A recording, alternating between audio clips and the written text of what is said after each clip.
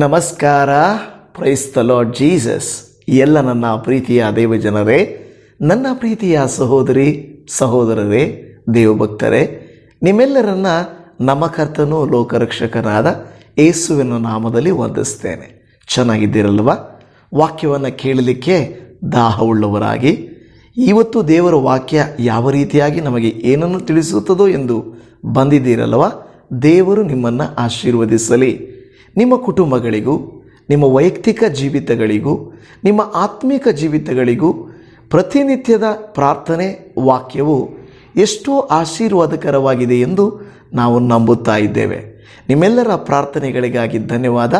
ನಾವು ನಿಮಗಾಗಿ ಪ್ರಾರ್ಥಿಸ್ತೇವೆ, ನಿಮ್ಮ ಕುಟುಂಬಗಳಿಗಾಗಿ ನಾವು ಪ್ರಾರ್ಥಿಸ್ತೇವೆ. ಈ ಸಂದೇಶವನ್ನು ಅನೇಕ ಸಾರಿ ನಾನು ಮಾಡಬೇಕೆಂದು ಪ್ರಯತ್ನಿಸಿದರೂ ಕೂಡ ಸಾಧ್ಯವಾಗಲಿಲ್ಲ. ಈ ದಿನವೂ ಕೂಡ ವಾಕ್ಯವನ್ನು ಹೇಳುವಾಗ ಸುಮಾರು ಸಾರಿ ನಿಲ್ಲಿಸಿ ಅಂದರೆ ಪ್ರಾರಂಭದಲ್ಲಿಯೇ ಈ ವಾಕ್ಯವನ್ನು ನಿಮ್ಮೊಟ್ಟಿಗೆ ಹಂಚಿಕೊಳ್ಳುತ್ತಾ ಇದ್ದೇನೆ. ಕಾರಣ ಏನು ಗೊತ್ತಾ? ಈ ಒಂದು ವಿಷಯದ ನಿಮಿತ್ತವಾಗಿ ಅನೇಕ ಸಂಬಂಧಗಳು ಹಾಳಾಗಿದ್ದಾವೆ. ಎಷ್ಟೋ ವೈಯಕ್ತಿಕ ಜೀವಿತಗಳು ಬೇಸರಗೊಂಡಿದ್ದಾವೆ. ಕೆಲವು ಪ್ರಾಣಗಳು ನಷ್ಟವಾಗಿದ್ದೆ.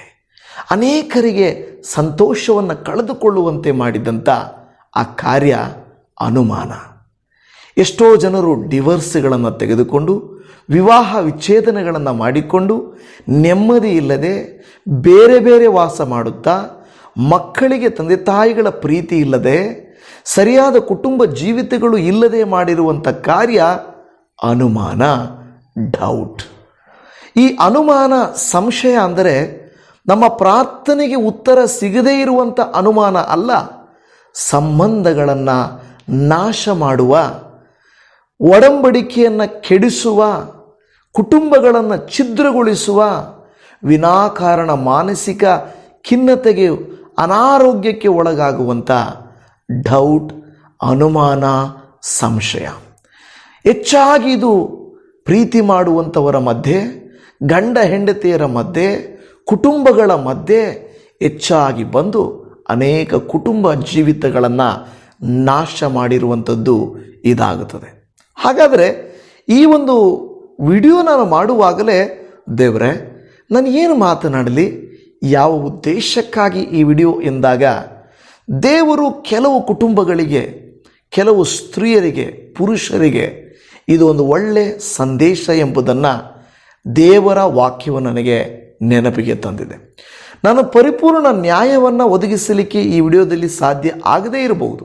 ಆದರೆ ದೇವರಾತ್ಮನು ನನ್ನ ಹೃದಯದಲ್ಲಿ ಇಟ್ಟಂಥ ವಿಚಾರಗಳನ್ನು ಮಾತ್ರ ನಿಮ್ಮೊಟ್ಟಿಗೆ ನಾನು ಹಂಚಿಕೊಳ್ಳುವಂಥವನು ಆಗಿದ್ದೇನೆ.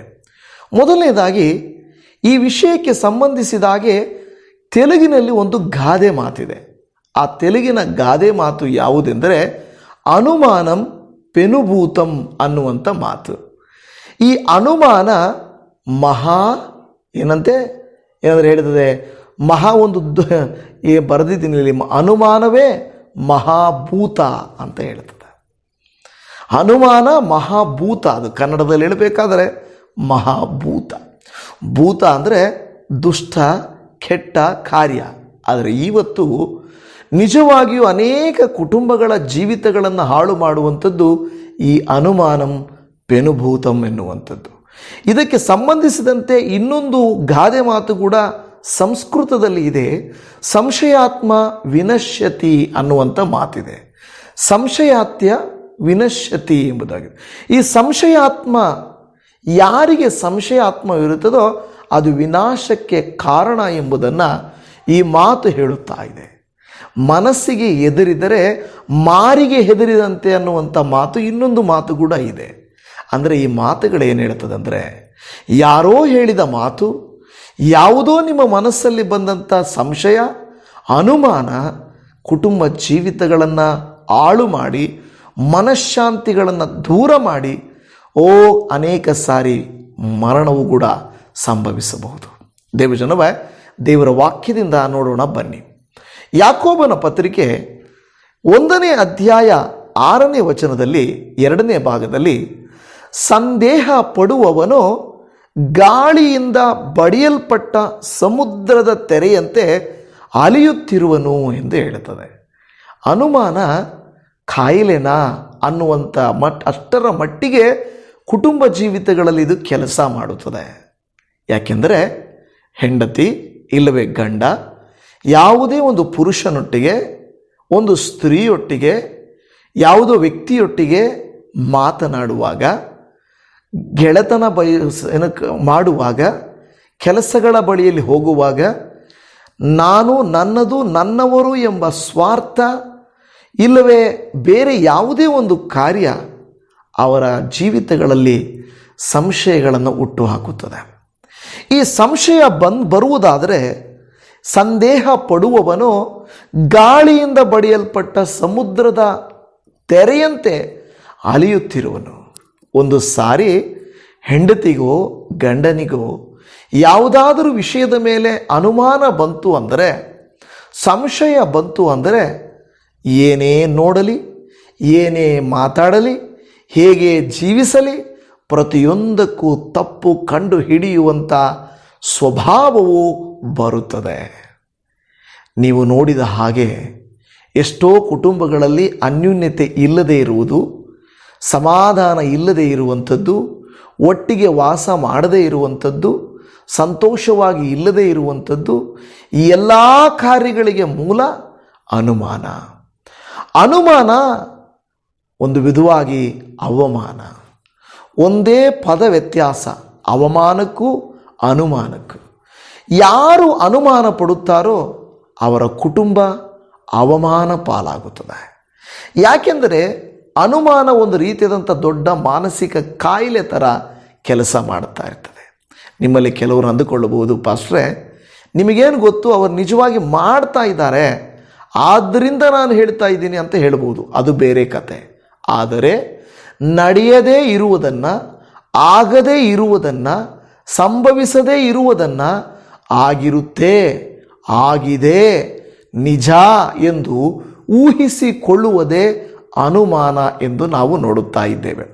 ಈ ವಾಕ್ಯ ಹೇಳುವ ಹಾಗೆ ಕಣ್ಣಿಗೆ ಕಾಣದ ಒಂದು ರೋಗದಂತೆ ಈ ಅನುಮಾನ. ಅದು ದೇಹವನ್ನು ಅಲ್ಲ, ಮನಸ್ಸನ್ನು, ಹೃದಯವನ್ನು, ಸಂಬಂಧಗಳನ್ನು ಹಾಳು ಮಾಡುತ್ತದೆ. ಇಲ್ಲಿ ಹೇಳುತ್ತದೆ, ವಿಶೇಷವಾಗಿ ಗಂಡ ಹೆಂಡತಿಯರ ಮಧ್ಯೆ ಬರುವ ಸಂಬಂಧದಲ್ಲಿ ಈ ಸಂಶಯ ಪ್ರವೇಶಿಸಿದಾಗ ಪ್ರೀತಿ ಕಡಿಮೆಯಾಗುತ್ತದೆ, ನಂಬಿಕೆ ಕುಸಿಯುತ್ತದೆ, ಸಂತೋಷ ಕಣ್ಮರೆಯಾಗುತ್ತದೆ. ನೋಡಿದ್ರೆ ಏನಂತ ಹೇಳ್ತಿದ್ದೆ, ಇನ್ನೊಂದು ಸಾರಿ ಹೇಳ್ತೀನಿ, ಪ್ರೀತಿ ಕಡಿಮೆ ಆಗ್ತದೆ.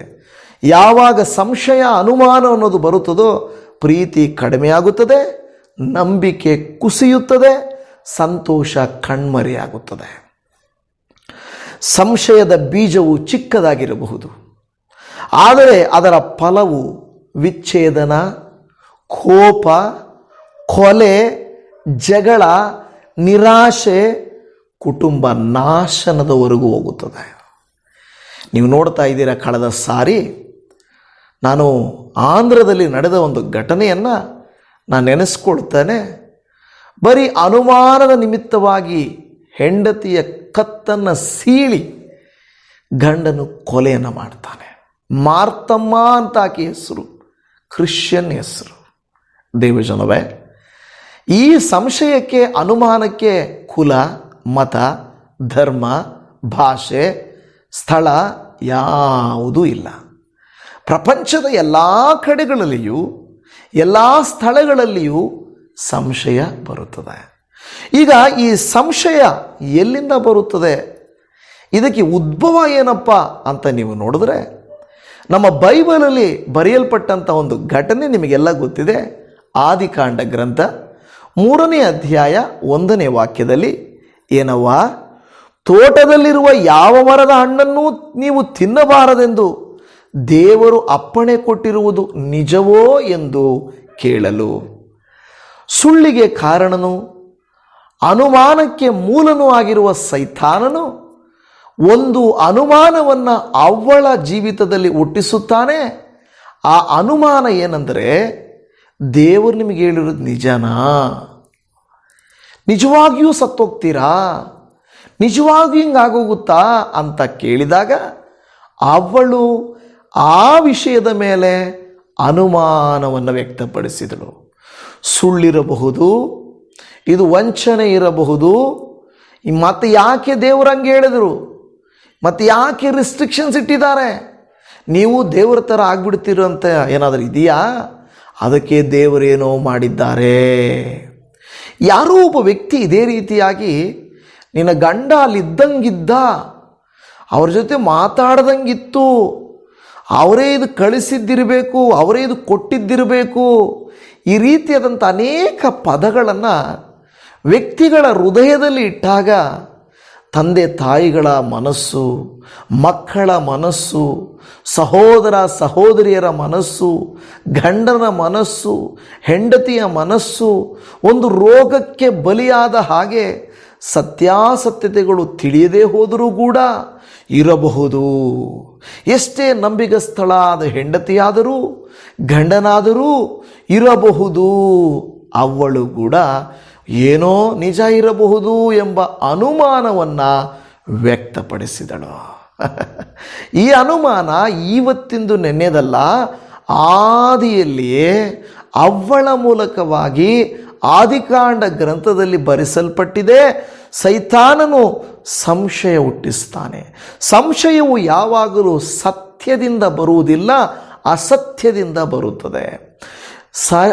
ಈ ಒಂದು ಸಂಶಯ, ಅನುಮಾನ ಅನ್ನುವಂಥದ್ದು ಅಪೂರ್ಣವಾದ ಮಾಹಿತಿ, ಇಂದಿನ ನೋವುಗಳು, ಹಿಂಗಾಗಿತ್ತು ಅನ್ನುವಂಥ ನೋವುಗಳು, ಇತರರ ಮಾತುಗಳು, ಅಸೂಯೆ ಮನೋಭಾವ, ಭಯ ಭವಿಷ್ಯಕ್ಕೆ ಏನಾಗುತ್ತೋ ಮತ್ತು ಆತ್ಮವಿಶ್ವಾಸದ ಕೊರತೆ.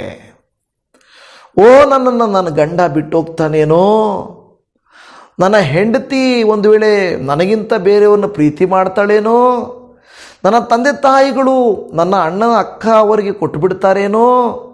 ನೋಡಿ, ಈ ಒಂದು ಕಾರಣಗಳು, ಅಪೂರ್ಣವಾದ ಮಾಹಿತಿಗಳು, ಇಂದಿನ ನೋವುಗಳು, ಇತರರ ಮಾತುಗಳು, ಅಸೂಯೆ, ಭಯ, ಆತ್ಮವಿಶ್ವಾಸದ ಕೊರತೆ, ಇದೆಲ್ಲವೂ ಸಂಶಯಕ್ಕೆ ಬಾಗಿಲು ತೆರೀತದೆ. ಚೆನ್ನಾಗಿದ್ದಂಥ ಮನಸ್ಸಿನಲ್ಲಿ ಸೈತಾನನು ಅವಳ ಹೃದಯದಲ್ಲಿ ಅನುಮಾನದ ಬೀಜವನ್ನು ಬಿತ್ತಿದನು. ಆ ಬೀಜವು ಖಂಡಿತವಾಗಿ ನಡೀತದೆ. ಮೊದಲ ಸಂಶಯವನ್ನು ಲೋಕದಲ್ಲಿ ಬಿತ್ತಿದವನು ಯಾರು? ಸೈತಾನನೇ ಬಿತ್ತಿದ್ದು. ಸಂಶಯವು ದೇವರ ವಾಕ್ಯದ ಮೇಲಿನ ನಂಬಿಕೆಯನ್ನು ಒಡೆಯುತ್ತದೆ. ಗಂಡ ಹೆಂಡತಿರನ್ನ ನಡುವೆ ಇರುವ ನಂಬಿಕೆಯನ್ನು ಒಡೆಯುತ್ತದೆ. ಹೇಳಿದವರ ಮಾತುಗಳನ್ನು ಕೇಳಬಾರದು, ಊಹಿಸಿಕೊಳ್ಳಬಾರದು.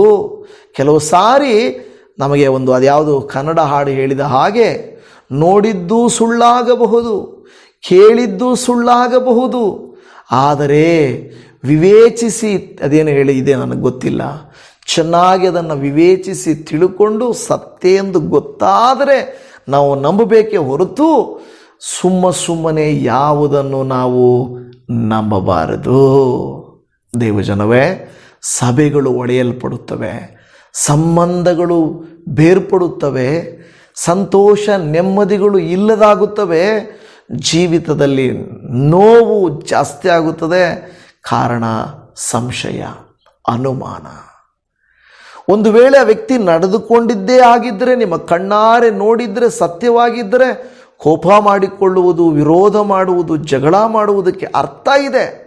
ಆದರೆ ಮಾಡದೇ ಇರುವಂಥ ತಪ್ಪನ್ನು, ನಿಂದೆಯನ್ನು ಒಬ್ಬ ವ್ಯಕ್ತಿಯ ಮೇಲೆ ಹಾಕಿ, ಇಲ್ಲ ನೀನು ಮಾಡಿರ್ತೀಯ, ಅವ್ರು ನನಗೆ ಹೇಳಿದರು, ನೀನು ಅಂಥವನೇ, ನೀನು ಅಂಥವಳೇ, ಹೀಗೆ ಮಾಡ್ತೀಯ, ನೀನು ನಡೆದಿರುತ್ತೆ, ಈ ರೀತಿಯಾದಂಥ ಸುಳ್ಳು ಗಾಳಿ ಮಾತುಗಳು, ಬೇರೆಯವರ ಮಾತುಗಳು ಕೇಳಬಾರ್ದು. ಅವಳು ಆದಾಮನ ಮಾತು ಕೇಳಲಿಲ್ಲ, ದೇವರ ಹತ್ರ ಕೇಳಲಿಲ್ಲ, ಸೈತಾನನ ಬಳಿಯಲ್ಲಿ ಕೇಳಿದರ ನಿಮಿತ್ತವಾಗಿ ಸುಳ್ಳಿನ ಈ ಒಂದು ಸಂಶಯಕ್ಕೆ ಒಂದು ಪ್ರಾರಂಭ, ಉಗಮ ಆಯಿತು ಎಂದು ಹೇಳುತ್ತಾ ಇದೆ. ಈಗ ಸಂಶಯ ಅನ್ನೋದೊಂದು ರೋಗನ? ಖಂಡಿತ ಹೌದು, ಎಸ್. ಯಾಕೆಂದರೆ ಈ ಸಂಶಯವು ಆತ್ಮಿಕವಾಗಿ ಮತ್ತು ಭಾವನಾತ್ಮಕವಾಗಿರುವಂಥ ಒಂದು ರೋಗ ಇದು. ಯಾಕೆಂದರೆ ಸಂಶಯದ ಲಕ್ಷಣಗಳು ಒಬ್ಬ ಮನುಷ್ಯರಲ್ಲಿ ಬಂದರೆ ಅವ್ರನ್ನೇ ಗಮನಿಸ್ತಾ ಇರುವಂಥದ್ದು, ಪ್ರತಿ ವಿಷಯದಲ್ಲಿ ಅನುಮಾನ ಪಡ್ತಾರೆ. ಚೆನ್ನಾಗಿ ರೆಡಿಯಾಗಿದ್ದಾರೆ ಅಂದರೆ ಇವತ್ತೇನೋ ರೆಡಿಯಾಗಿದ್ದಾರೆ, ಹೇಳದೆ ಹೋದರು ಅಂದರೆ ಏನೋ ಹೇಳದೆ ಹೋಗಿದ್ದಾರೆ, ಅಲ್ವಾ? ಸ್ವಲ್ಪ ಹೊತ್ತು ಕಾಣಿಸ್ಲಿಲ್ಲ ಅಂದರೆ ಹೋಗಿರ್ತಾರೆ.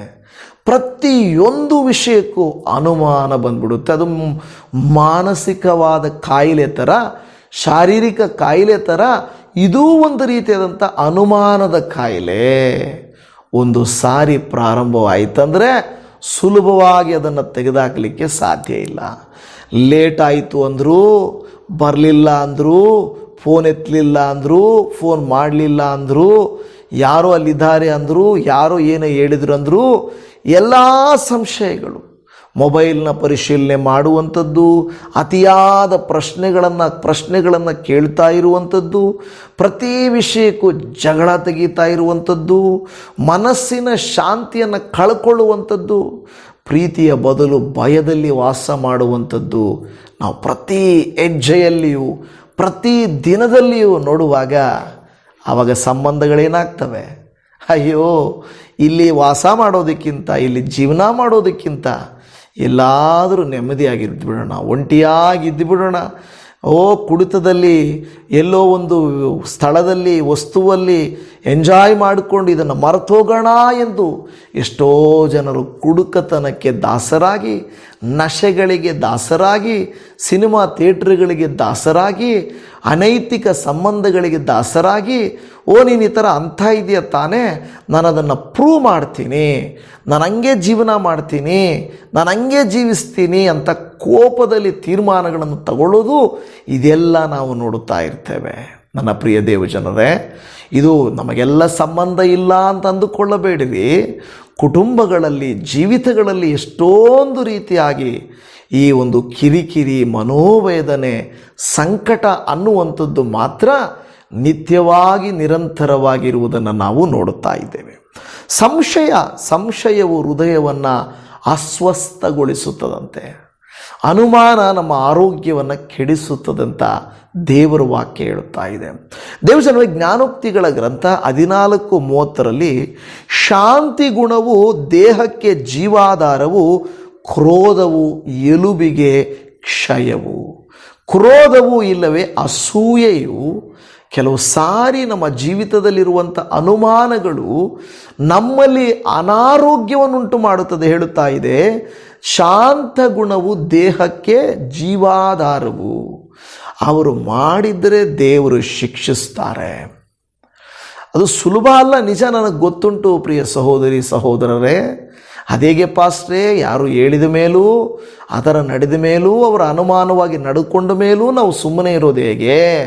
ಹಾಗಂತೇಳಿ ಈ ವಿಚಾರವನ್ನು ಚರ್ಚಲ್ಲಿ ಹೇಳಿ, ಈ ವಿಚಾರವನ್ನು ಹುಟ್ಟಿದ ಮನೆಗೆ ಹೇಳಿ, ಈ ವಿಚಾರವನ್ನು ಸ್ನೇಹಿತರಿಗೆ ಹೇಳಿ, ಈ ವಿಚಾರವನ್ನು ಕೆಲಸದ ಜಾಗಕ್ಕೆ ಹೇಳಿ, ಇಲ್ಲಿನ ಫೋನು ಅವ್ರು ಬಂದಿಲ್ಲ ಅಂದರೆ ಅವ್ರಿಗೆ ಫೋನ್ ಮಾಡಿ, ನನ್ನ ಗಂಡ ಎಲ್ಲಿ ಹೋಗ್ಬಿಟ್ಟಿದ್ದಾನೆ, ನನ್ನ ಹೆಂಡತಿ ಕಾಣಿಸ್ತಾ ಇಲ್ಲ, ನನ್ನ ಮಕ್ಕಳೇನಾದರೂ ಗೊತ್ತಿಲ್ಲ, ನಮ್ಮ ಅಪ್ಪ ಅಮ್ಮ ಹಿಂಗೆ ಇರಬೇಕು, ಈ ಥರದ ಕಾರ್ಯಗಳು, ಅನುಮಾನಗಳನ್ನು ಹುಟ್ಟಿಸುವ ಕೃತ್ಯಗಳನ್ನು ನಾವು ನೋಡುತ್ತಾ ಇರ್ತೇವೆ. ನಾನು ಹೇಳೋದು ನಿಜಾನೋ ಇಲ್ವೋ ಗೊತ್ತಿಲ್ಲ, ಬಟ್ ದೇವರ ಆತ್ಮನು ಪ್ರೇರೇಪಿಸಿ ಟಾಪಿಕ್ ಮೇಲೆ ನೀನು ಮಾಡಬೇಕೆಂಬುದಾಗಿ ನಾನು ಅಂದು ಪ್ರೇರೇಪಣೆ ಬಂದದ್ರಿಂದ ಇವತ್ತು ದೇವರ ಏನೇ ಆಗಲಿ ಆ ಟಾಪಿಕ್ಕನ್ನು ನಾನು ಮಾತಾಡಲೇಬೇಕು. ನೀನು ನನಗೆ ಆಲೋಚನೆಗಳನ್ನು ಕೊಡಪ್ಪ ಅಂದಾಗ ಕೂತುಕೊಂಡು ಎಲ್ಲ ವಿಚಾರಗಳನ್ನು ನಾನು ಬರ್ಕೊಂಡೆನು. ಪ್ರಿಯ ದೇವಚನವೇ, ದೇವರ ವಾಕ್ಯ ಹೇಳುತ್ತದೆ, ಗಂಡ ಹೆಂಡತಿಯರ ನಡುವೆ ಸಂಶಯದ ಪರಿಣಾಮ ಏನಾಗುತ್ತೆ ಗೊತ್ತಾ? ಮೊದಲನೇದಾಗಿ ಮಾತು ಬಿಟ್ಟು ಬಿಡುತ್ತಾರೆ. ಮಾತಾಡೋಕ್ಕೆ ಇಷ್ಟ ಆಗಲ್ಲ. ನೀನು ಮಾತಾಡಬೇಡ, ನೀನು ಮಾತಾಡಿದ್ರೆ ಉರಿತದೆ ನನಗೆ, ನೀನು ಮಾತಾಡಿದ್ರೆ ಹುಚ್ಚಿಡ್ದಂಗೆ ಆಗುತ್ತೆ ನನಗೆ. ಗಂಡ ಇಲ್ಲ ಹೆಂಡತಿ ಹೇಳುವ ಮಾತುಗಳು, ನೀನಂದರೆ ನನಗಾಗಲ್ಲ, ನೀನಂಥವನು, ನೀನಿಂಥವಳು. ಮಕ್ಕಳಾಗಿರ್ಬೋದು, ತಂದೆ ತಾಯಿಗಳಾಗಿರ್ಬೋದು, ಅನುಮಾನ ಒಂದು ಸಾರಿ ಬಂದರೆ, ನಾನೇನೋ ಅಂದುಕೊಂಡಿದ್ದೀನಿ ನಿನ್ನ, ಬಟ್ ನೀನು ಇಂಥವಳು, ನೀನಂಥವನು. ಸ್ವಲ್ಪ ವಿಷಯವನ್ನು ದೊಡ್ಡದಾಗಿ ಮಾಡಿಬಿಟ್ಟು ಗುಟ್ಟಾಗಿರುವ ಕುಟುಂಬ ರಹಸ್ಯಗಳನ್ನು, ಮಾಡದೇ ಇರುವಂಥ ಕೃತ್ಯಗಳನ್ನು, ಕೆಲವು ಸಾರಿ ಏನೋ ಪ್ರಾರಂಭ ಆಗಿರುವ ಕೃತ್ಯವನ್ನು ಇನ್ನೂ ಅವರು ಮಾಡುವಂತೆ ನಾವು ಮಾಡಿಬಿಡುತ್ತೇವೆ. ಸಹೋದರಿ ಸಹೋದರರೇ, ದೇವಭಕ್ತರೇ, ನಮ್ಮ ಕೈಯಾರೆ ನಮ್ಮ ಕುಟುಂಬಗಳನ್ನು ಕಟ್ಟಿಕೊಳ್ಳಬಹುದು, ನಮ್ಮ ಕೈಯಾರೆ ನಮ್ಮ ಕುಟುಂಬಗಳನ್ನು ಕೆಡಿಸಿಕೊಳ್ಳಲೂಬಹುದು. ಗೊತ್ತಿಲ್ಲದೆ ಮಾಡ್ತಾ ಇದ್ದರೆ, ಒಂದು ವೇಳೆ ಉದಾಹರಣೆಗೆ ಕುಡಿತಾ ಇದ್ದಾರೆ ಅಂತ ಗೊತ್ತಾಯಿತು, ಕುಡಿತಾ ಇದ್ರಾ? ಇಷ್ಟು ದಿನ ನನಗೆ ಗೊತ್ತಾಗಲೇ ಇಲ್ಲ. ಓ, ನೀನು ನೆಕ್ಸ್ಟ್ ಟೈಮಿಂದ ಏನಾಗುತ್ತೆ ಗೊತ್ತಾ, ಅವರು ಕುಡಿಯದೇ ಇದ್ದರೂ ಕೂಡ ನೀನು ಕುಡ್ದಿದೀಯಾ, ನೀನು ಕುಡುಕ, ನಿನ್ನ ಬುದ್ಧಿ ನನಗೆ ಗೊತ್ತು, ನೀನು ಅಂಥವನು. ಇನ್ನು ಕೆಟ್ಟ ಮಾತುಗಳನ್ನೆಲ್ಲ ನಾನು ಯಾವುದು ಉಪಯೋಗಿಸೋಕ್ಕೆ ಹೋಗಲ್ಲ. ಒಂದು ಗಂಡನ ಮೇಲೆ ಆ ರೀತಿ ನಿಂದೆಗಳು. ಹೆಂಡತಿ ಎಲ್ಲಾದರೂ ಸ್ವಲ್ಪ ಚೆನ್ನಾಗಿ ರೆಡಿಯಾಗಿ ಹೋದರೆ, ಓ ಎಲ್ಲೋ ರೆಡಿಯಾಗಿ ಹೋಗ್ತಾ ಇದ್ದಾಳೆ, ಯಾರನ್ನೋ ನೋಡೋಕ್ಕೆ ಹೋಗ್ತಾ ಇದ್ದಾಳೆ, ಏನೋ ಮಾಡೋಕ್ಕೆ ಹೋಗ್ತಾ ಇದ್ದಾಳೆ. ಈ ರೀತಿಯಾದಂಥ ಮಾತುಗಳನ್ನು ಅನ್ನುವುದರಿಂದ ಅವರ ಮನಸ್ಸು ಗಾಯವಾಗಿ ಹೋಗ್ತದೆ. ನಿಜವಾಗಿ ಮಾಡುವವರ ಮೇಲೆ ಮಾತಾಡ್ಬೋದೇನೋ, ಆದರೆ ಮಾಡದೇ ಇರುವಂಥವರ ಮೇಲೆ ಮಾತಾಡುವುದೇ ಅನುಮಾನ. ಅದೇ ಇಲ್ಲ ಸಲ್ಲದ ಕಾರ್ಯಗಳನ್ನು ಮಾಡುವುದೇ ಅನುಮಾನ. ಅದಕ್ಕೆ ಇಲ್ಲಿ ಹೇಳ್ತದೆ, ಮೊದಲನೇದು ಅವರ ಸಂಭಾಷಣೆ ನಾಶವಾಗ್ತದೆ, ಮಾತುಕತೆ ಕಡಿಮೆ ಆಗೋಗ್ತದೆ. 2, ಪ್ರೀತಿ ಕಡಿಮೆ ಆಗೋಗ್ತದೆ. ಅವರ ಮಧ್ಯದಲ್ಲಿ ಪ್ರೀತಿಯ ಸ್ಥಳದಲ್ಲಿ ಅನುಮಾನ ಬಂತು ಅಂದರೆ ಮತ್ತೆ ಪ್ರೀತಿಯಲ್ಲಿರುತ್ತದೆ, ಪ್ರೀತಿ ಹೋಗ್ಬಿಡುತ್ತದೆ. ಇವರಿಬ್ಬರ ಅನುಮಾನಗಳ ಮಧ್ಯೆ ಮಕ್ಕಳು ಬಡವಾಗುತ್ತವೆ.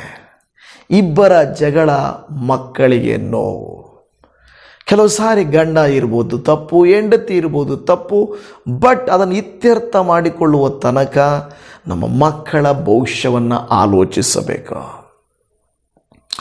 ಏನೇ ಅಪಾರ್ಥಗಳು, ಅನಾನುಕೂಲತೆಗಳು, ಅನುಮಾನಗಳು, ಅವಮಾನಗಳು, ಕಷ್ಟಗಳು ಇರಬಹುದು, ಆದರೆ ನಾವು ಅನುಭವಿಸಬೇಕಾದ, ನಮ್ಮ ಸ್ವಾರ್ಥಕ್ಕಾಗಿ, ನಾವು ಜಗಳ ಮಾಡುವುದಕ್ಕಾಗಿ ಮಕ್ಕಳ ಮನಸ್ಸುಗಳನ್ನು, ಮಕ್ಕಳ ಜೀವಿತಗಳನ್ನು ನಾವು ಹಾಳು ಮಾಡಬಾರ್ದು. ದೇವಜನವೇ, ಎಷ್ಟೋ ದೇಶಗಳಲ್ಲಿ ಮಕ್ಕಳನ್ನು ಕುರಿತು ನೋಡುವಾಗ ಆ ಮಕ್ಕಳಿಗೆ ತಂದೆ ತಾಯಿಗಳಿಲ್ಲದೆ, ತಾಯಿಯ ಪ್ರೀತಿ ಸಿಗದೆ, ತಂದೆಯ ಅನುರಾಗ ಗೌರವ ಸಿಗದೆ ಎಷ್ಟೋ ಮಕ್ಕಳು ತಪ್ಪಿದಸ್ಥರಾಗಿ ಅವರು ಅನಾಥರಾಗಿ ಜೀವಿಸ್ತಾ ಇರ್ತಾರೆ. ಸೈತಾನನ ಕೃತ್ಯ. ತಂದೆ ತಾಯಿಗಳು ಒಟ್ಟಿಗಿರಬಾರ್ದು, ಕುಟುಂಬ ಒಂದಾಗಿರಬಾರ್ದು, ಅನುಮಾನಗಳನ್ನು ಬಿತ್ತುವ ಕೆಲಸ ಸೈತಾನನ ಕೃತ್ಯ. ಕೇವಲ ಗಂಡ ಹೆಂಡತಿಯರ ಸಂಬಂಧ ಮಾತ್ರ ಅಲ್ಲ, ಮನೆಗಳಲ್ಲಿ ಅವರು ತಿಂದಿರಬೇಕು, ಇವರು ಎತ್ಕೊಂಡಿರಬೇಕು, ಇವರು ಈ ಮಾಡಿರಬೇಕು, ಈ ಥರ ನಡೆದಿರಬೇಕು, ಈ ರೀತಿಯಾದಂಥ ಅನುಮಾನಗಳು ಅಧಿಕವಾಗುವಾಗ ಪ್ರೀತಿಯ ಸ್ಥಳದಲ್ಲಿ ಅನುಮಾನ, ಮಕ್ಕಳು ನೋವನುಭವಿಸ್ತಾರೆ. ಏಕೆಂದರೆ ನಿರಂತರ ಜಗಳ, ಗಾಯಗಳು, ನೋವುಗಳು, ಮಾನಸಿಕ ಶೋಭೆಗಳು ಸಂಭವಿಸುತ್ತಿರುತ್ತವೆ. ನಾವು ದೊಡ್ಡವರು ಏನೇ ಇದ್ದರೂ ಕೂಡ ಮಕ್ಕಳ ಆ ಮುಗ್ಧ ಮನಸ್ಸುಗಳ ಮೇಲೆ ಯಾವ ಪ್ರಭಾವ ಬೀರದ ಹಾಗೆ ಇತ್ಯರ್ಥ ಮಾಡಿಕೊಳ್ಳುವಂಥದ್ದು ಅದು ಬೆಳವಣಿಗೆಯಾದ ಮೆಚ್ಯೂರ್ಡ್ ಪರ್ಸನ್ನ ಒಂದು ಒಳ್ಳೆಯ ಕಾರ್ಯ. ನನ್ನ ಪ್ರಿಯ ದೇವಜನರೇ, ದಯಮಾಡಿ ಅರ್ಥ ಮಾಡಿಕೊಳ್ಳ್ರಿ. ಯಾರಾದರೂ ಈ ಅನುಮಾನದಿಂದ ಕುಟುಂಬಗಳಲ್ಲಿದ್ದರೆ ಅವರಿಗೆ ವಿಡಿಯೋನ ಕಳಿಸಿರಿ. ಮಾತ್ರವಲ್ಲದೆ ಯಾವಾಗ ಅನುಮಾನ ಬರುತ್ತದೋ ನಮ್ಮ ಪ್ರಾರ್ಥನಾ ಜೀವಿತ ದುರ್ಬಲವಾಗಿ ಹೋಗ್ತದೆ. ನಮ್ಮ ಪ್ರಾರ್ಥನಾ ಜೀವಿತ, ವಾಕ್ಯದ ಜೀವಿತ ಇರುವುದಿಲ್ಲ.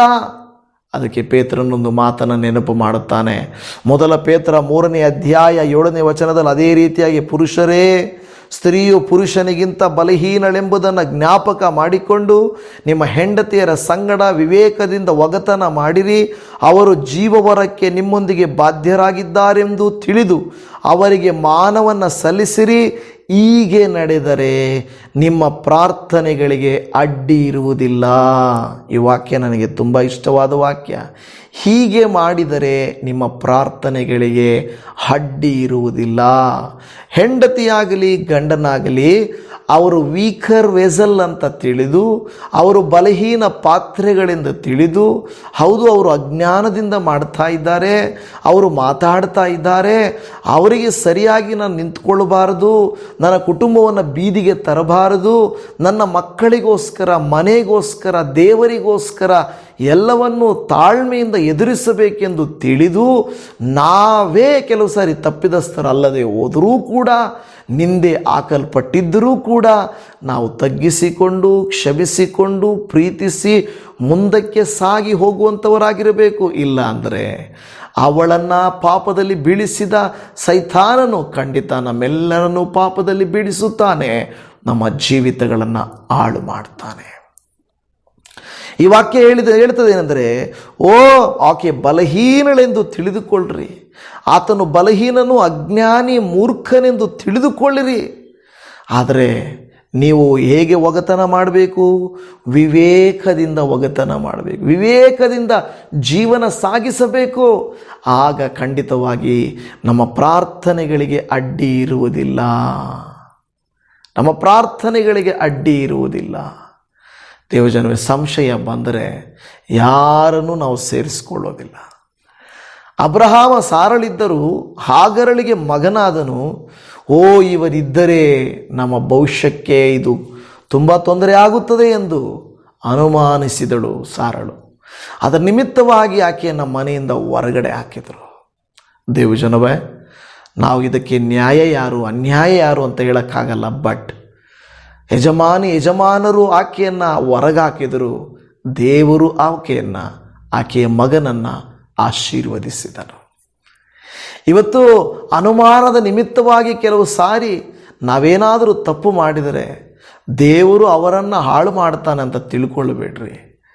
ಬದಲಾಗಿ ಆಶೀರ್ವಾದ ನಮ್ಮ ಮೇಲೆ ಬರಬೇಕಾದರೆ ನಾವು ವಿವೇಕದಿಂದ ದೈವಿಕವಾಗಿ ದೇವರ ಚಿತ್ತಾನುಸಾರವಾಗಿ ನಡ್ಕೊಳ್ಳುವುದನ್ನು ನಾವು ಅರಿತಿರಬೇಕೆಂದು ದೇವರ ವಾಕ್ಯ ಹೇಳುತ್ತಾ ಇದೆ. ಸಾರಳು ಏನು ಮಾಡ್ತಾನೆ ಅಂದರೆ, ನನಗೆ ಮಗನನ್ನು ಕೊಡುತ್ತೇನೆಂದು ಹೇಳಿ ಇವಳಿಗೆ ಮಗನಾಗ್ಬಿಟ್ರಲ್ವಾ. ನನ್ನ ಮಗನಿಗೆ ಒಂದು ವೇಳೆ ನನಗೆ ಗರ್ಭಫಲ ಆಯಿತು, ಈಗ ನನ್ನ ಮಗನ ಆಸ್ತಿಗೆ ಇವನು ಇದಾಗ್ತಾನೇನೋ, ಆಶೀರ್ವಾದಕ್ಕೆ ಅಡ್ಡಿ ಆಗ್ತಾನೇನೋ. ದೇವರು ವಾಗ್ದಾನ ಮಾಡಿದರೆ ನಿನಗೆ ಸಿಗಬೇಕಾದ ಕೂಲಿ, ನಿನಗೆ ಬರಬೇಕಾದ ಪ್ರತಿಫಲ ದೇವರು ಕೊಡ್ತಾನೆ. ಅಯ್ಯೋ, ಅವರು ಅಡ್ಡ ಬಂದುಬಿಟ್ರು, ಇವರು ನನ್ನ ಪ್ರೀತಿಯನ್ನು ಕಿತ್ಕೊಂಡ್ಬಿಡ್ತಾರೆ, ಇವರು ನನ್ನ ಗಂಡನನ್ನು ವಶಪಡಿಸ್ಕೊಂಡ್ಬಿಡ್ತಾರೆ, ಇವರು ನನ್ನ ಹೆಂಡತಿಯನ್ನು ಆಕರ್ಷಿಸ್ಕೊಂಡ್ಬಿಡ್ತಾರೆ, ನನ್ನ ಮಕ್ಕಳನ್ನು ದಾರಿ ತಪ್ಪಿಸ್ಬಿಡ್ತಾರೆ ಎಂದು ವಿನಾಕಾರಣ ಅನುಮಾನ ಪಡಬಾರದು. ಅರ್ಥ ಆಗ್ತಾ ಇದೆಯಾ? ಅನುಮಾನ ಪಡಬಾರದೆಂದು ದೇವರ ವಾಕ್ಯ ಹೇಳುತ್ತಾ ಇದೆ. ಅದು ಮಾಡಿದಳು. ನಂಬಿಕೆಯ ವಿಷಯದಲ್ಲಿ ತೋಮನು ಅನುಮಾನ ಪಟ್ಟನು. ನೀವು ಹೇಳೋದೆಲ್ಲ ಸುಳ್ಳು, ನಾನು ನಂಬೋದಿಲ್ಲ. ಇದು ಆತ್ಮಿಕ ಕಾರ್ಯಗಳಾದರೂ ಖಂಡಿತವಾಗಿ ನಾವು ಹೇಳೋ ಮಾತುಗಳು ಕೆಲವು ಸಾರಿ ಕೇಳಲ್ಲ. ಗಂಡ ಹೇಳ್ತಾನೆ, ಇಲ್ಲ ಹೆಂಡತಿ ಹೇಳ್ತಾಳೆ, ನಾನು ಹೇಳೋ ಮಾತು ಕೇಳಮ್ಮ, ಸತ್ಯವಾಗಿಲ್ಲಮ್ಮ, ನಿಜವಾಗಲಮ್ಮ. ನಿನ್ನ ಸತ್ಯ ಎಲ್ಲ ನಾನು ನಂಬಲ್ಲ, ನಿನ್ನ ಮಾತಲ್ಲ ನಾನು ನಂಬಲ್ಲ, ನೀನು ಅಂಥವನೇ, ನೀನು ಅಂಥವಳೆ, ನೀನು ಹೀಗೆ ಹಾಗೆ. ನಂಬಬೇಕು. ತೋಮನು ನಂಬಲಿಲ್ಲ. ಅದಕ್ಕೆ ದೇವರು ಹೇಳ್ತಾನೆ, ಮಗನೇ, ಇದು ನಿಜವಾಗಿ ಅದಕ್ಕೆ ಸಂಬಂಧಪಟ್ಟದ್ದಲ್ಲ ವಾಕ್ಯ. ಆದರೆ ನೋಡಿ ನಂಬಿದವನಿಗಿಂತ ನೋಡದೇ ನಂಬಿದವನು ಧನ್ಯನು. ಕೆಲವು ಸಾರಿ ಇದನ್ನು ನೀವು ಕುಟುಂಬದಲ್ಲಿ ತೆಗೆದುಕೊಳ್ಳಬೇಕು. ನೋಡದೆ ಕೇಳಿ ನಂಬುವುದಕ್ಕಿಂತ ನೋಡಿ ಕೇಳಿ ನಂಬಬೇಕೆ ಹೊರತು ಸುಮ್ಮನೆ ನಾವು ಅನುಮಾನ ಪಡಬಾರದು. ಅದು ಅವಮಾನಕ್ಕೆ ನಮ್ಮನ್ನು ಈಡು ಮಾಡುತ್ತದೆ ಎಂದು ದೇವರ ವಾಕ್ಯ ಹೇಳುತ್ತಾ ಇದೆ. ನಂತರ ನಾವು ನೋಡುತ್ತಾ ಇದ್ದೇವೆ, ಒಂದು ವಾಕ್ಯವನ್ನು ನೋಡುತ್ತಾ ಇದ್ದೇವೆ. ಮಾರ್ಕನು ಬರೆದ ಸುವಾರ್ತೆ 9ನೇ ಅಧ್ಯಾಯ 24ನೇ ವಚನದಲ್ಲಿ, ನಂಬುತ್ತೇನೆ, ನನಗೆ ನಂಬಿಕೆ ಕಡಿಮೆಯಾಗಿದ್ದರೂ ಸಹಾಯ ಮಾಡು ಎಂದು ಕೂಗಿ ಹೇಳಿದನು. ಸಂಶಯಕ್ಕೆ ಇಲ್ಲ ಅನುಮಾನಕ್ಕೆ ಪರಿಷ್ಕಾರವೇನಪ್ಪ? ಮೊದಲನೇದಾಗಿ ಏನಂದರೆ, ನಮಗೆ ನಾವೇ ಹೇಳ್ಕೋಬೇಕು, ಇಲ್ಲ ದೇವರೇ, ನಮ್ಮವರು ಹಾಗೆ ಅಲ್ಲ, ನನ್ನವಳು ಹೀಗಲ್ಲ, ನಾನು ಮೊದಲು ನಿನ್ನ ನಂಬ್ತೇನಪ್ಪ. ಮೊದಲನೇದಾಗಿ ನಾವು ನೋಡುತ್ತಾ ಇದ್ದೇವೆ, ಸಂಶಯಕ್ಕೆ ಪರಿಹಾರ ದೇವರ ಮುಂದೆ ಪ್ರಾರ್ಥಿಸಬೇಕು. ಅಪ್ಪ, ನನಗೇನೋ ಅನುಮಾನ ಜಾಸ್ತಿ ಆಗ್ತಾ ಇದೆ, ನನ್ನ ಅನುಮಾನವನ್ನು ತೆಗೆದಾಕಪ್ಪ. ನನಗೇನೋ ತುಂಬ ಒಂದು ಥರ ಇದೆ, ದಯಮಾಡಿ ಅದನ್ನು ತೆಗೆದಾಕಪ್ಪ. ಹಾಗಂತಲ್ಲ ದೇವರೇ, ನನಗೆ ತೋರಿಸ್ಕೊಡು, ಆ ಹೆಣ್ಣು ಯಾರು, ಆ ಗಂಡು ಯಾರು, ಆ ವ್ಯಕ್ತಿ ಯಾರು, ತೋರಿಸ್ಕೊಡು. ತೋರಿಸ್ಕೊಟ್ಟ ಮೇಲೆ ಸುಮ್ಮನೆ ಇರ್ತೀರಾ? ನೀವು ಸುಮ್ಮನೆ ಇರ್ತಾರಾ? ತೋರಿಸ್ಕೊಟ್ಬಿಟ್ಟಾನೆ, ಇವನೇ ನನ್ನ ಮನೆ ನಾಳು ಮಾಡಿದ್ದು, ಇವಳೇ 10 ಜನ ಕೇಳಿಕೊಂಡು ಬಂದು ಅದು ಸತ್ಯನೋ ಸುಳ್ಳು ಅನೇಕ ಕಾರ್ಯಗಳು ನಾವು ದೇವರ ಮುಂದೆ ಪ್ರಾಮಾಣಿಕವಾಗಿ ಪ್ರಾರ್ಥನೆ ಮಾಡಬೇಕು. ದೇವರೇ, ಆ ಥರ ಏನಾದರೂ ಇದ್ದರೆ ತೆಗೆದುಬಿಡಪ್ಪ. ಎರಡನೇದಾಗಿ, ಯಾವ ವ್ಯಕ್ತಿಯ ಮೇಲೆ ನಿಮಗೆ ಅನುಮಾನ ಇದೆಯೋ, ಗಂಡನ ಮೇಲೆ ಮಾತಾಡ್ರಿ, ಹೆಂಡತಿ ಹತ್ರ ಮಾತಾಡ್ರಿ, ಬೇರೆಯವರು ಮುಂದೆ ಅಲ್ಲ, ಅವಮಾನಪಡಿಸುವಂತೆ ಅಲ್ಲ, ತಪ್ಪು ಕಂಡುಹಿಡಿಯಲಿಕ್ಕಾಗಿ ಅಲ್ಲ, ಬದಲಾಗಿ ಪ್ರೀತಿಯಿಂದ ಯಥಾರ್ಥವಾಗಿ. ಈ ಥರ ಕೆಲವರು ಹೇಳಿದರು, ಈ ಥರ ಏನೋ ನಡೀತಾ ಇದೆ, ಆದರೆ ನಾನು ನಿನ್ನನ್ನು ನಂಬ್ತೀನಮ್ಮ, ನಿನ್ನನ್ನು ನಂಬ್ತೀನಿ. ನಾನು ಏನೇ ಇರಬಹುದು, ಕೆಲವು ಸಾರಿ ನಿನ್ನ ಹೆಸರಲ್ಲಿ ಬಂದಿರ್ಬೋದು, ಕೆಲವು ಸಾರಿ ನಿನ್ನ ಮೇಲೆ ಹೇಳಿರ್ಬೋದು.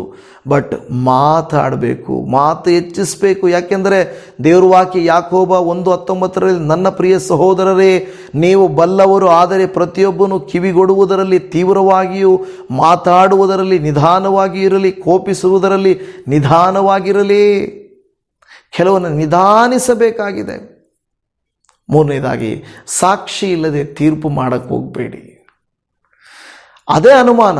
ಸಾಕ್ಷಿ ಇದ್ದರೆ ಅದು ತಪ್ಪು, ಆದರೆ ಸಾಕ್ಷಿ ಇಲ್ಲದೆ ನೀವು ತೀರ್ಪು ಕೊಡಬೇಡಿ. ನನಗೆ ಗೊತ್ತು, ಆ ಥರ ಇಲ್ಲ, ತೀರ್ಪು ಮಾಡಬಾರದು. ಯಾಕೆಂದರೆ ಯಾವಾಗ ತೀರ್ಪು ಮಾಡುತ್ತೇವೋ ಅದು ಸತ್ಯ ಅಲ್ಲ. ಅನುಮಾನವು ಸತ್ಯವಲ್ಲ. ನಾವು ಸತ್ಯ ಇಲ್ಲದೆ ಇರುವಂಥದ್ದನ್ನು ಮಾಡಿದರೆ ಪ್ರೀತಿ ಅಲ್ಲಿ ಇಲ್ಲದೆ ಹೋಗುತ್ತದೆ. ಕೊರಿಂಥ 13ನೇ ಅಧ್ಯಾಯ 7-8 ಎಲ್ಲವನ್ನು ಪ್ರೀತಿ ಅಡಗಿಸಿಕೊಳ್ಳುತ್ತದೆ, ಎಲ್ಲವನ್ನು ನಂಬುತ್ತದೆ, ಎಲ್ಲವನ್ನು ನಿರೀಕ್ಷಿಸುತ್ತದೆ, ಎಲ್ಲವನ್ನು ಸಹಿಸಿಕೊಳ್ಳುತ್ತದೆ. ಪ್ರೀತಿ ಎಂದಿಗೂ ಬಿದ್ದು ಹೋಗೋದಿಲ್ಲ. ಪ್ರೀತಿ ಇದ್ದರೆ ನಾವೆಂದಿಗೂ ಬೇಗನೆ ಕೆಡಿಸ್ಕೊಳ್ಳೋಕೆ ಹೋಗಲ್ಲ. ಅದನ್ನು ಸಹಿಸ್ಕೊಳ್ಳೋಕ್ಕೂ ಅದನ್ನು ಸರಿಪಡಿಸ್ಕೊಳ್ಳೋಕ್ಕೂ ನೋಡ್ತೀವಿ. ನನಗೆ ಅರ್ಥ ಆಯಿತು, ಇದು ಪ್ರೂವ್ ಆಗಿದೆ, ನೀವು ತಪ್ಪು ಮಾಡಿದ್ದೀರಂತ. ಆದರೆ ನಾನೇ ನನ್ನ ಕೈಯಾರ ನನ್ನ ಕುಟುಂಬನ ಕೆಡಿಸ್ಕೊಳ್ಳೋಕ್ಕೆ ನನಗಿಷ್ಟ ಇಲ್ಲ. ಆದ್ದರಿಂದ ನಾನು ಕಟ್ಕೊಳ್ಳಿಕ್ಕೆ ಇಷ್ಟಪಡ್ತೇನೆ. ಪ್ಲೀಸ್ ಈ ಥರ ಇನ್ನು ಮುಂದೆ ಮಾಡಬೇಡ್ರಿ, ಈ ಥರ ಮಾಡಿದರೆ ಜೀವನ ಈ ಥರ ಅಂತೇಳಿ ಕೆಟ್ಟು ಹೋಗಿರುವುದನ್ನು ಸರಿಪಡಿಸಿಕೊಳ್ಬೇಕೇ ಹೊರತು ಅಸೂಯೆ, ಕೋಪ, ಜಗಳ, ಇವರು ಈ ಥರ ಮಾಡಿಬಿಟ್ರು ಅಂತ ಊರಿಗೆ ಟಾಮ್ ಮಾಡಿ, ಎಲ್ಲರಿಗೂ ಟಾಮ್ ಮಾಡಿ, ಅವಮಾನ ಮಾಡಿ, ಇಲ್ಲದೇ ಇರುವಂಥದ್ದನ್ನು ಇರುವ ಹಾಗೆ ಮಾಡಬಾರ್ದು. ಕೊನೆಯದಾಗಿ ನಾವು ಕ್ಷಮಿಸುವ ಗುಣವನ್ನು ಬೆಳೆಸ್ಕೋಬೇಕು. ಸುಲಭ ಅಲ್ಲ, ನನಗೆ ಗೊತ್ತು. ಇಂದಿನ ತಪ್ಪುಗಳನ್ನು ಹಿಡ್ಕೊಂಡು ಮತ್ತೆ ಅವರು ಮರೆತೋಗಿರ್ತಾರೆ, ಬಿಟ್ಟಿರ್ತಾರೆ. ಆದರೆ ಮತ್ತೆ ನೀನಾಗೆ ದೇವ್ರ ವಾಕ್ಯ ಹೇಳುತ್ತದೆ, ಒಬ್ಬರನ್ನೊಬ್ಬರು ಕ್ಷಮಿಸಿರಿ, ನಂತರ ಪವಿತ್ರಾತ್ಮನ ಮಾರ್ಗದರ್ಶನವನ್ನು ಕೇಳಿರಿ. ದೇವರೇ, ನನ್ನ ಕೈಯಲ್ಲಿ ಆಗ್ತಾ ಇಲ್ಲಪ್ಪ, ನಾನು ಮನುಷ್ಯ, ನನಗೇನೂ ಗೊತ್ತಿಲ್ಲಪ್ಪ, ನನ್ನ ಸಂಶಯವನ್ನು ದಯಮಾಡಿ ತೆಗಿಯಪ್ಪ ಅಂತ ಹೇಳಿ ನಾವು ಕೇಳಿದರೆ ದೇವರು ನಮಗೆ ಸಹಾಯ ಮಾಡ್ತಾರೆ. ಹಲ್ಲೆಲೂಯಾ. ಸಂಶಯ ಒಂದು ಕಿಡಿಯಂತೆ, ಅದನ್ನು ತಕ್ಷಣ ನಾವು ಆರಿಸದೆ ಹೋದರೆ ಏನಾಗುತ್ತೆ ಗೊತ್ತಾ? ಅದು ಒಂದು ಕುಟುಂಬವನ್ನೇ ಸುಟ್ಟು ಆಗುತ್ತದೆ. ನಂಬಿಕೆ ಇರುವ ಸ್ಥಳದಲ್ಲಿ ಶಾಂತಿ ಇರುತ್ತದೆ. ನಂಬಬೇಕು. ಪ್ರೀತಿ ಇರುವ ಸ್ಥಳದಲ್ಲಿ ಭದ್ರತೆ ಇರುತ್ತದೆ.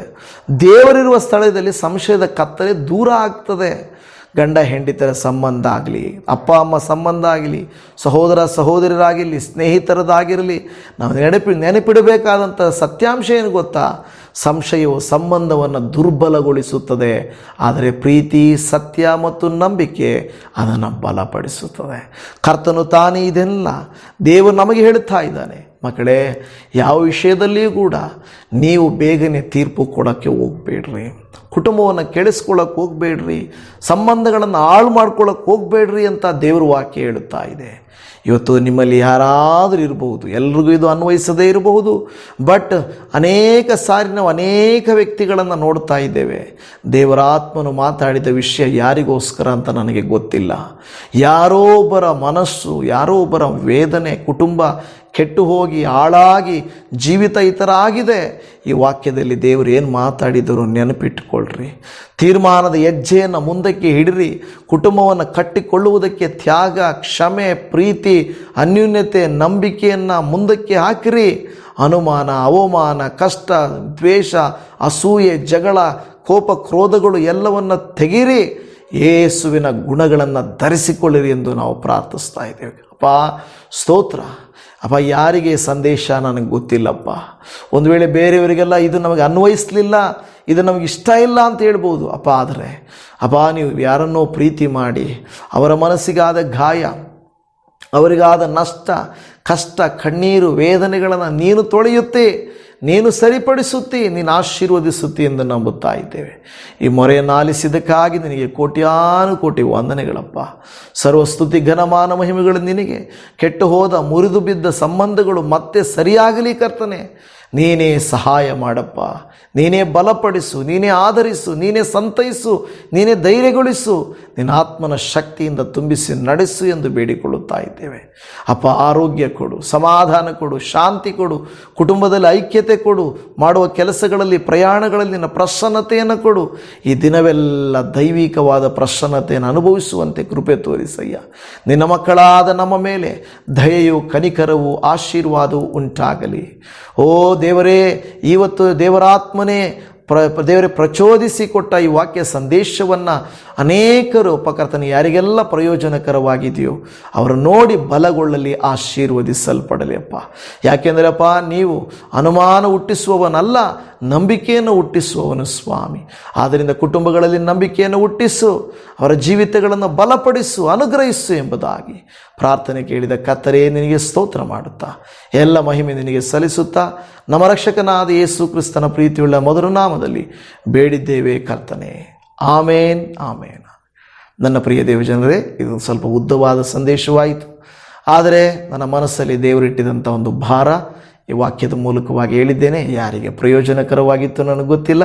ದೇವರಾತ್ಮನು ತಾನೇ ನಿಮ್ಮೆಲ್ಲರನ್ನು ಆಶೀರ್ವದಿಸಲಿ. ನಿಮ್ಮೆಲ್ಲರಿಗೂ ಶಲೋಮ್. Praise the Lord Jesus. God bless you. Amen.